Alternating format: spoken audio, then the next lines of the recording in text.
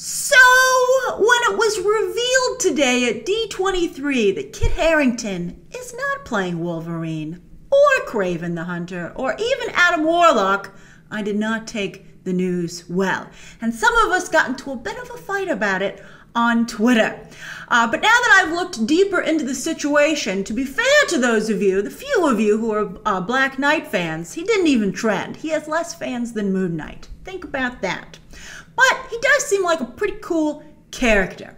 However, I think it encroaches on Star Wars territory, to be honest with you. And now I feel bad for Richard Madden, who it seems is not the star of this movie anymore. Lots to unpack here. But yes, some key casting news was revealed today at D23. And as a result, Marvel's Eternals is starting to take some focus, some shape. And we'll see if we like this. It's still early days for the movie coming together, but this was quite the curveball.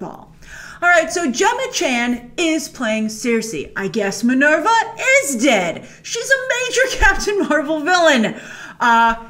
But, you know, it's not like Marvel hasn't wasted, characters before, right? Maybe they'll build up some other character no one's heard of into the greatest Captain Marvel villain of all time. But yeah, Gemma Chan lives, even though Minerva has died, as the lead of the Eternals movie. It was revealed she's not only playing Sersi, but she's the lead of the film. As many of us suspected, by the way, it's long been rumored that Sersi, whoever was going to play her, would be the lead of the movie. But the curveball is that Kit Harington is not only in the film, but he's playing a character called Dane Whitman, aka Black Knight. Who? Well, it turns out that they had a romance in the comics, and this will likely be the key to the whole movie, especially since, again, Sersi is the lead. What about Icarus? We'll get to Icarus, right? And you can see him right now, because we also got a first look at concept art of our cast in costume. And by the way, there's Angelina Jolie going blonde, just like her character does in the comics. And I guess to some degree, DC and Patty Jenkins can breathe a small sigh of relief that at least she'll be blonde Wonder Woman instead of just a blatant Wonder Woman ripoff. She looks good though. The blonde hair and the gold outfit look really cool together. I like the Valkyrie style braid, right? I think it looks, it's a little derivative, but I think it looks nice. That's an illustration too, but a very lifelike one, but I think it looks quite promising. But speaking of blondes having more fun or making more money at the box office, we'll see what happens. Icarus isn't a blonde. Richard Madden's character in the comics is iconically blonde, but here he will sport his usual brunette look. I'm a tad disappointed because again, it's not only the way Icarus looks in the comics, but I think it would have been a cool way to differentiate Richard Madden from his Game of Thrones performance, although maybe Marvel doesn't want to do that. All right, so anyway, the suits do have that MCU trademark look. Everyone in the whole universe goes to the same tailor, right? But they do have a slightly more regal feel and a celestial space quality, so I do appreciate that differentiation, even if it is subtle. By the way, Barry Keegan there, second from the end, his character was revealed, Druig. There's also a Druid Eternal character, so just one letter can make quite the difference. Druig in the comics, the Eternals sometimes interact with man. So in the comics, he spent some time as a member of the KGB, and he's also been part of the government, high up in the government of a fictional Eastern European country. He's described here at the panel as an aloof loner, which makes him sound and look an awful lot like Maximus from Inhumans, further proving that the Eternals really are Feige's Inhumans, I hate Jeff Loeb Band-Aid. All right, so we've heard that we've been hearing for quite some time that the heart of the Eternals movie would be a romance, and we all thought it would be Icarus and Sersi, who've had a relationship in the comics. But instead, they're going for the Sersi Avengers romance, when she was a member of that team, and that's Sersi and Black Knight. Now again, Black Knight seems to have a small but potent fan base, which again I interacted with on Twitter today. As I said, he never trended, so that means he has a smaller fan base than Moon Knight. And that's 2 Knights in the MCU, by the way, which I also find kind of odd. But over the years, Moon Knight has appeared, guest starred in a couple of Marvel animated series.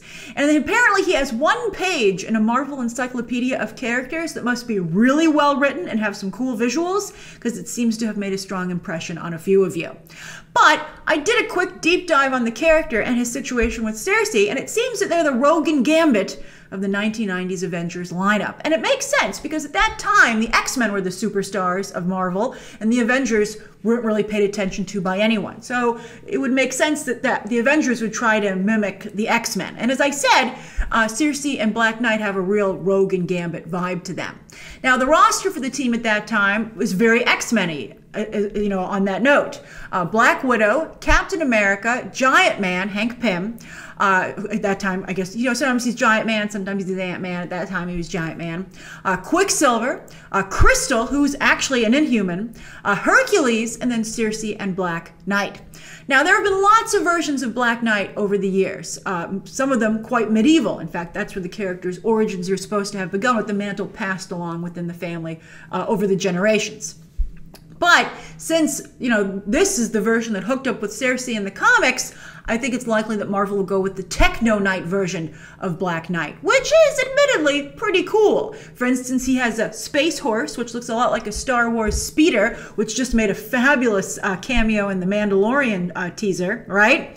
Or trailer. And also he even, as you can see in these comics, wields a lightsaber type sword. As the MCU encroaches further and further on Star Wars territory, I don't know if Disney should allow them to do that. I'd be like, you're really going to introduce a character that has a lightsaber? Are you kidding me? And I'm sure Feige's like, what, Kath? It's not like Kathy's using the lightsabers. But, to be fair, it seems like there's a lot of lightsaber action in Episode 9. And, we need these franchises to be clearly differentiated, right? Now, in the comics, Sersi, unlike her fellow Eternals, loves human beings. She wants to live amongst them. And she does, apparently joins the Avengers, and has a relationship with Dane Whitman. But at a point, she starts to become manipulated. It's like, I think it's apparently like an evil doppelganger of Dane Whitman. It's complicated. It's comics, but we all know Kevin Feige likes to simplify. But anyway, she's unstable, Wanda-like. When one female character goes crazy, it's cool. But when they all start to do it, it kind of becomes the bitches be crazy stereotype. Dark Phoenix too, come to think of it. And, it's an insulting stereotype, which I don't want to underscore. Let's not dilute the power of Wanda's upcoming story. But, again, as I said, they might not necessarily do this, but I'm giving you the comics backstory. So she kind of goes crazy, and some of the Eternals are sent to retrieve her, a group including Icarus and Sprite. They're sent to New York City to get her.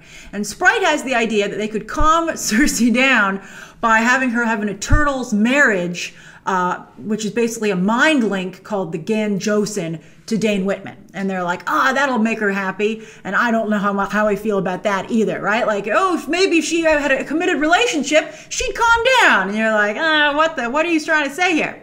But anyway, Dane at this point, also in the comics it seems, isn't so into the idea of having a mind link with Sersi, because he's decided that he's actually in love with his other teammate, Crystal, which is very X-Men-y, again, in the soap opera drama. And Crystal, of course, is famous for her relationship, her romance with Quicksilver. But anyway, also the comic, I keep saying, but it's so crazy. But anyway, back on track. The Gan-Josin link juices up Dane Whitman a bit physically. So I'm thinking in the movie, you start to see that maybe Sersi and Dane are just living a regular life. Maybe Dane doesn't even know she's an Eternal, right? And then this movie, through the things that happen, maybe it's a backdoor origin story for Black Knight. So whose movie is this?